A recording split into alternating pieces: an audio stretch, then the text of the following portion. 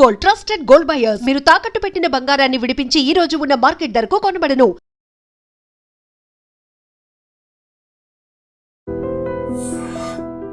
Hi hello నమస్తే, welcome to iDream media. నేను మీ శ్రావ్య.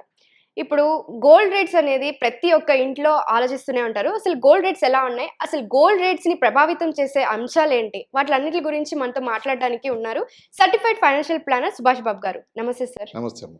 ఎలా ఉన్నారు? Good, thank you. బాగున్నారు. స్టాక్ మార్కెట్, ఇన్వెస్ట్మెంట్ ఇవన్నీ ప్రతి ఒక్కరు చూసినా చూడకపోయినా గోల్డ్ రేట్ అనేది ప్రతి ఇంట్లో ప్రతి ఒక్కరు చూస్తూనే ఉంటారు. సో దాని గురించి మాట్లాడుకుందాం. గోల్డ్ రేట్ ఎలా ఉంటుంది, ఫ్యూచర్లో ఎఫెక్ట్ ఏమన్నా పడుతుందంటే ఇప్పుడు 1 lakh దాకా రీచ్ అయిపోయింది. 1,20,000 అట్లాగా వస్తుంది, 2,000 దాకా ఉంది. సో దాని నుంచి ఇంకా తగ్గుతుందంటారా, పెరుగుతుందా? ఇంకోటి ఏమంటున్నారంటే 70,000కి పడచ్చు అని అంటున్నారు, నిజమేనా? ఓకే, ఈ గోల్డ్ రేట్స్, సిల్వర్ రేట్స్ గత ఆల్మోస్ట్ 1 yearగా ఇంక్రీజ్ అవుతూనే ఉన్నాయి. 30 to 40% పెరిగింది గోల్డ్ రేట్. అంటే మామూలుగా అక్కడ కానీ డబ్బు ఇన్వెస్ట్ చేసి ఉంటే అది మీరే ఊహించవచ్చు ఎంత డబ్బు పెరిగేదా అని. కానీ అప్పుడు పెరుగుతుంది ఎవరికి తెలియదు. ఎందుకంటే గోల్డ్ గ్రోత్కి, గోల్డ్ రేట్ ప్రైస్ ఇంక్రీజ్కి లాజిక్ ఈజీగా అర్థం కాదు. దాని లాజిక్ ఏమిటంటే US డాలర్తో సంబంధం ఉంది గోల్డ్ రేట్కి, మన ఎకానమీతో సంబంధం లేదు. తర్వాత ఈ జియో పొలిటికల్ వార్స్ అవుతున్నాయి కదా, రష్యా యుక్రెయిన్ వార్, తర్వాత Iran Israel, Iran Hamas, India Pakistan, ఇలా ఇది కాకుండా రకరకాల దేశాలు ఇంకోళ్ళ మీద వాళ్ళు కామెంట్లు చేయడం, ఇలా హడావుడి చేయడం. అలా ఉన్నప్పుడు ఈ జియో పొలిటికల్ టెన్షన్స్ అప్పుడు ప్రతి కంట్రీ వాళ్ళ ఎకానమీని ప్రొటెక్ట్ చేసుకోవాలని చెప్పి గోల్డ్ ఎక్కువ కొంటారు.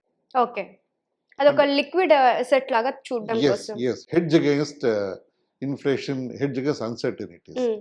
ఇంట్లో కూడా, మన ఇళ్లలో కూడా గోల్డ్ కొని పెట్టుకునేది ఒకటి ఇన్వెస్ట్మెంట్ పరంగా అనుకుంటాం, ఇంకోటి ఎప్పుడైనా ఆభరణాలుగా తీసుకుంటారు, ఇంకోటి ఎప్పుడైనా అవసరం వస్తుంది. అవసరం వస్తే గోల్డ్ కానీ మనం అప్డేట్ చేసి గోల్డ్ లోన్స్ తీసుకుని మనం క్రైసిస్ మనం టైడ్ ఓవర్ చేయొచ్చు.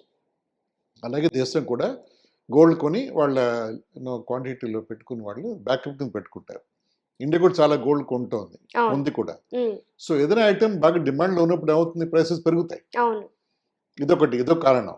ప్లస్ మన Indian rupee versus US dollar, rupee week అవుతుంది, అదొక కారణం గోల్డ్ ప్రైసెస్ పెరగడానికి. Plus US dollar against other currencies week అవుతోంది.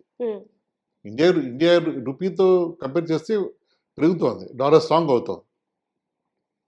కానీ గ్లోబల్గా కొన్ని బాస్కెట్ ఆఫ్ కరెన్సీస్తో కంపేర్ చేస్తారు గోల్డ్ని. అది ఆ కరెన్సీ, ఆ కంపారిజన్లో డాలర్ వీక్ అవుతుంది.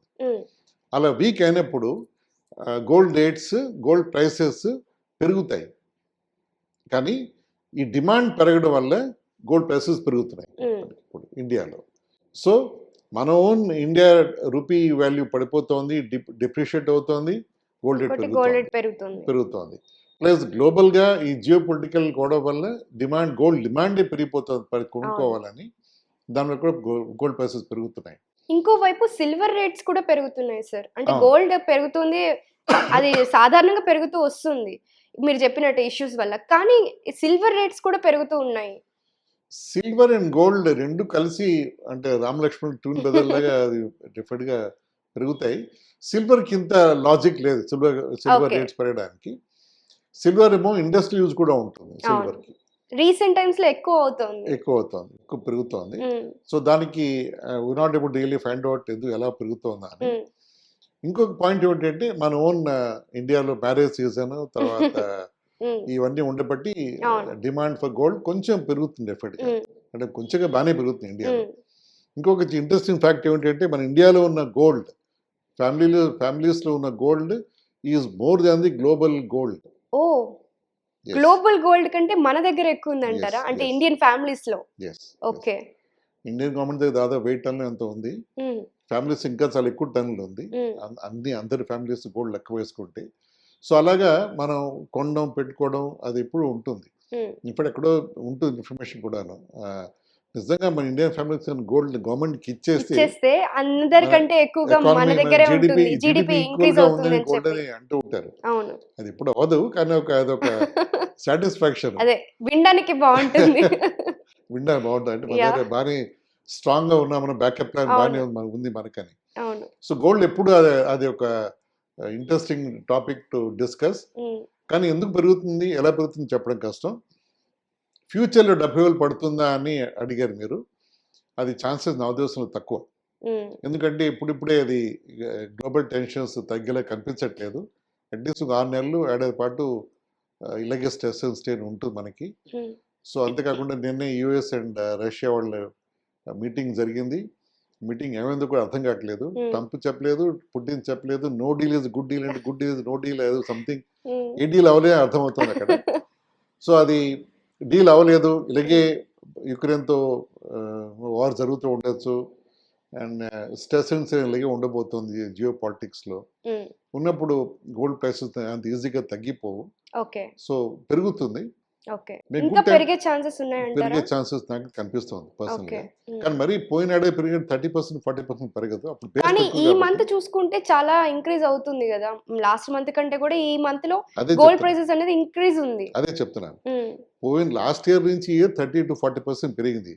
అప్పుడు బేస్ లోలో ఉన్నాం. అప్పుడు అంటే మన స్టార్టింగ్ పాయింట్ లో ప్రైస్ లో ఉన్నాం. ఓకే. ఇప్పటి నుంచి వచ్చే ఏడాదికి ఇప్పుడే ప్రైస్ మనం 1,00,000 దాటిపోయాం. 2 lakhs అయిపోతుంది. అది మేబీ 125, 130, 140 అయినా కూడా మనం అయినా అవచ్చేమో కూడా. అది ఆ రేంజ్ లో పెరుగుతుందేమో అనిపిస్తోంది. కానీ గోల్డ్ గురించి చెప్పడం రిస్కీ, అది ఎప్పుడు ఎలా ఉంటుందని. So that's how it is. Gold is always matter of interesting study. Yeah sir. Thank you so much. Thank you.